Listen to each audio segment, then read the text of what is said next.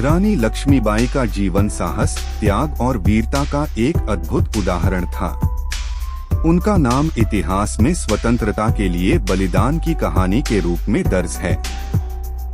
अंग्रेजी शासन के खिलाफ उनका संघर्ष, विशेष रूप से झांसी राज्य की स्वतंत्रता की रक्षा के लिए, उन्हें इतिहास में एक वीरांगना के रूप में अमर कर गया।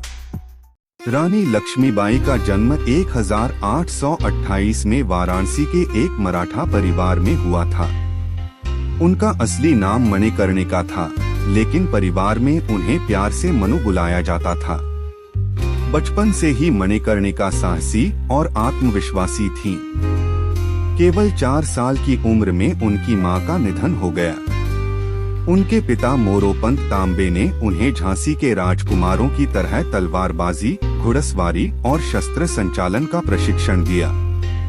उनकी इस बहादुरी के कारण झांसी के राजा गंगाधर राव ने उनसे विवाह करने का निर्णय लिया और वह रानी लक्ष्मीबाई बन गईं।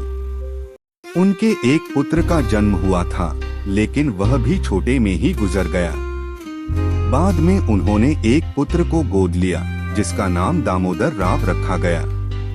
परंतु अंग्रेजों ने इस गोद लिए गए पुत्र को मान्यता नहीं दी।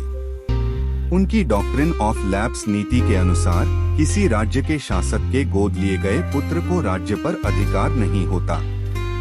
इस नीति के कारण ही अंग्रेज झांसी पर अधिकार करना चाहते थे। 1857 में भारत का पहला स्वतंत्रता संग्राम शुरू हुआ, जिसे सिपाही विद्रोह के नाम से जाना जाता है।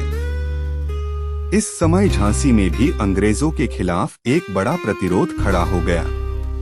रानी लक्ष्मीबाई इस समय अपने पूरे साहस के साथ झांसी की स्वतंत्रता की रक्षा करने के लिए तैयार थीं।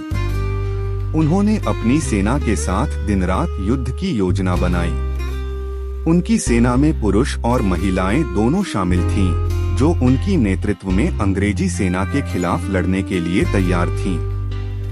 रानी की बहादुरी इतनी प्रसिद्ध थी कि उनके तलवार चलाने की शैली और युद्ध में उनकी चतुराई को देखकर अंग्रेजी सेना भी हैरान रह जाती थी। युद्ध के समय उन्होंने अपने पुत्र को अपनी पीठ पर बांधकर घोड़े पर चढ़कर अंग्रेजों का सामना किया। उनकी इस असीम बहादुरी को देखकर उनकी सेना भी प्रेरित होती और उनका मनोबल बढ़ता था।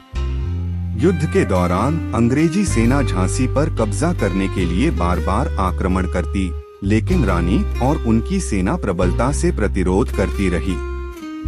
एक समय ऐसा आया जब अंग्रेजी सेना रणनीति बनाकर किले की दीवार में सेंध लगाने की योजना बनाती है। रानी के पास तब भी समय था, लेकिन वह अपनी प्रिय झांसी को छोड़कर जाने के लिए तैयार नहीं थी। परंतु जब झांसी का अधिकांश हिस्सा अंग्रेजों के कब्जे में आ गया, तब रानी लक्ष्मीबाई ने अपनी शेष सेना के साथ झांसी का किला छोड़ने का निर्णय लिया।